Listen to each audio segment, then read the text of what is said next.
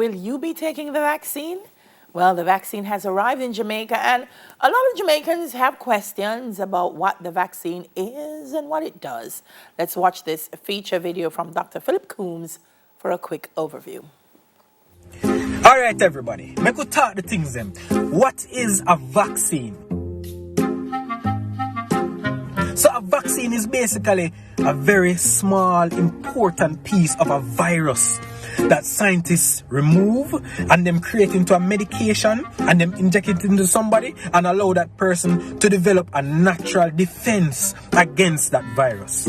So you have vaccines specific to different types of viruses. You have chickenpox vaccine, you have pneumococcus vaccine, you have flu vaccine, and now we have Covid-19 vaccine. So because the vaccine only have a little small piece of the virus inside of it, it is not enough to create a full-blown infection inside of you. So you can't catch Covid-19 from taking the vaccine itself. So how the vaccine work? When them inject the little small piece of the virus where them create and stick it inside you through the vaccine, right? The body are gonna realize that something not normal. Me don't know what them just inject inside of me. Them are gonna call the defense mechanism inside of the body and say, yo, immune system, watch you know. Me just get an injection and me don't know what this. Someone you create some soldier to come kill off this. You see me? And the body is going to create thousands or millions of antibodies. From your head go straight down to your toes, through the bloodstream. Yeah? And it's going to fight off anything will look like this COVID-19 virus. So the next time in the future when you get exposed to COVID-19, if somebody go cough on you or sitting, you have your antibodies in your body will fight it off instantly. So you might not even show no symptoms or anything if you were to get exposed. Sometimes your body can still get a little reaction to the vaccine itself. Because when you get the injection, the body are going to say, no man, me don't know what is inside of me. So it are going to try fight it off in at the same time as trying to create the antibodies for the future. So you can get a little fever, you can feel a little pain, you can have some headache, you can have a little low feeling. You know, like when they say you have a low feeling, you can get a little low feeling from the vaccine. At the same reason why them ask if you give your child Panadol when them get feed them vaccine when them little at down a postnatal clinic. At the same reason, because you can get some side effect from the vaccine. But it is not enough to cause a full-blown infection, and it shouldn't last for more than 1 to 2 days. You choose if you want to take the vaccine, your choice. Me decide to take the vaccine because me want to develop my body, me want to develop my antibodies towards this virus. So the next time when me get exposed to this virus, me not have no symptoms and me not have to come to the hospital, come get string up to no oxygen. Choose wisely, please, and remember to stay safe. Alright? That's very important. Please stay safe. Choose wisely. Good talk. Yeah. So joining us this morning is Mr. Wentworth Charles, the chairman of SEHRA, to provide us with some updates and address some concerns about the vaccine. Not certain if he could address some of the concerns that we would want to know about the vaccine, but let's welcome Mr. Charles. Morning, sir. Welcome to Smile Jamaica. It's morning time. Morning, Neville. Morning, Daily. Thanks for having me. Yep. I'm not going to ask you about what we have heard about the vaccine, but I will ask you if you know if it's the same batch that Jamaica got, the AstraZeneca, as what we're hearing in Europe that might, because I hear that they have not been definite about what would cause the blood clot. But is it the same batch that we got, sir? Do you know that? My understanding, Neville, is that it is not that batch that is being distributed in Europe. So, and moreover, my understanding is that the AstraZeneca vaccine that we have received in Jamaica is safe. No need to hear any more than that then, coming from you, sir. Another question before Delia. I know we got some before. I know we got 14,400 yesterday. Is this a part of, in other words, if I take the vaccine and they say another month or two, I guess I get another one. Yes. So does that mean if 14,000 come, is only 7,000 people will get it, or no? There's a schedule for arrival of vaccine in Jamaica. And the intention is that we will have sufficient to meet the demand of the population, somewhere between 60 and 65. There has been some hiccup in terms of the delivery. As you know, vaccine is scarce. It is required all over the world, and the developed countries have entered into contract with a lot of the manufacturers trying to control the supply. But we are satisfied that the Ministry of Health, through the National Health Fund, has entered into contractual relationship to provide sufficient supplies for Jamaica, that the take-up in Jamaica will be satisfactory and the supplies will be here to meet the demand of the population. We're trying to satisfy the population of about 60 to 65%, where we understand there is herd immunity thereafter. So that is the intention. Yep. In Sierra, as you would appreciate, we are addressing the issues in relation to St. Catherine, Kingston and St. Andrew, and St. Thomas. So that is the region in which I am chairman, and I preside over that area in particular. Okay, sir. So, again, what I want to know is what's the time between the first one and the second one? You think in terms of the vaccine? Yeah, so because it's a 2-dose vaccine, It's a right? 21 days.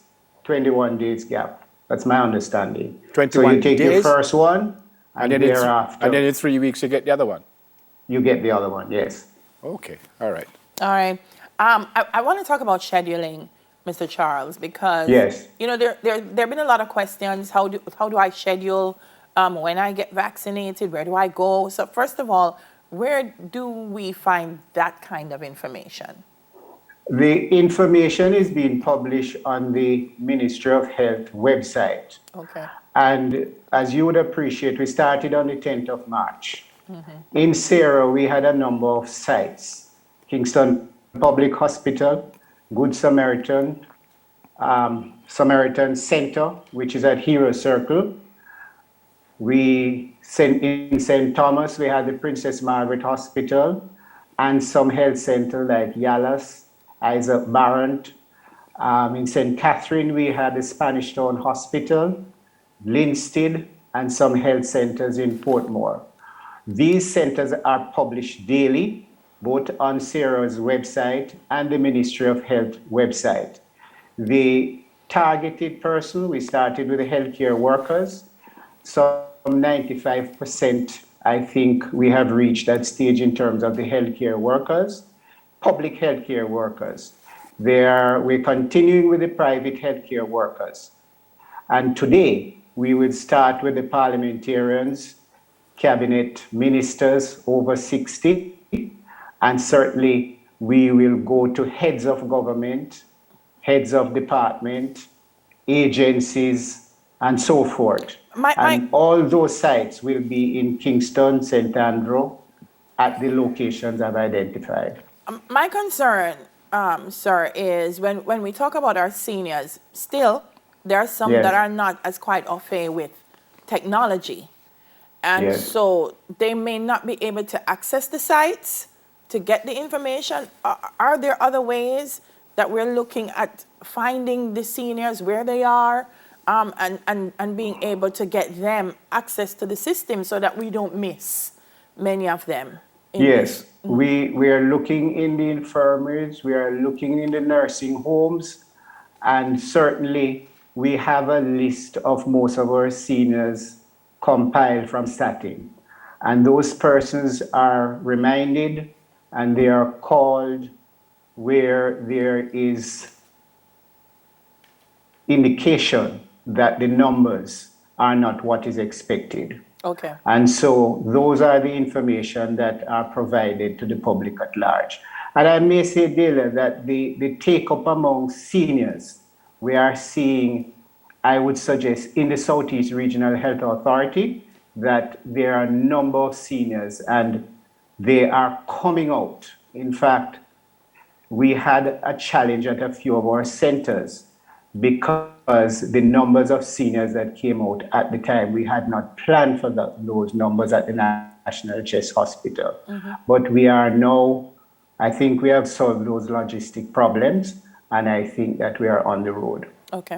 Mr. Charles, you said today the over 60 parliamentarians will get. What about the regular population? 60 and over. 60 and over. What about the regular population of over 60? When will they get theirs? Never we have a schedule that we are going by. We started with the security, with the healthcare workers. We are now doing the police, the security force, all of them. We are doing the JDF. The JDF, in fact, they have a medical corps that is doing their vaccine. And those that are over 60 and are not in the batch that have been identified, we have a schedule and we will publish the schedule as we proceed.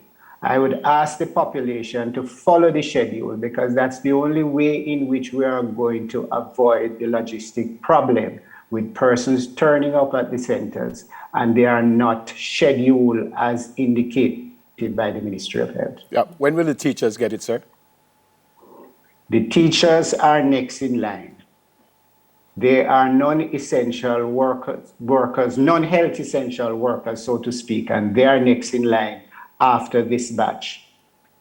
So the batch that we are now seeing is department and agencies of government who are 60 years and older. Okay, so the teachers will come before I say regular population because you mentioned the parliamentarians. So the teachers will come before the regular over 60 population. That is my understanding. Fantastic, fantastic. Because I was just a little concerned because the way it was said earlier, they said the workers in like the very young, for the very young. It didn't say teachers right across the board. And I was wondering why it didn't just say teachers, because it didn't mention tertiary, it mentioned early childhood and secondary. So I wondered what the teachers will get. That's fantastic. What about you, sir?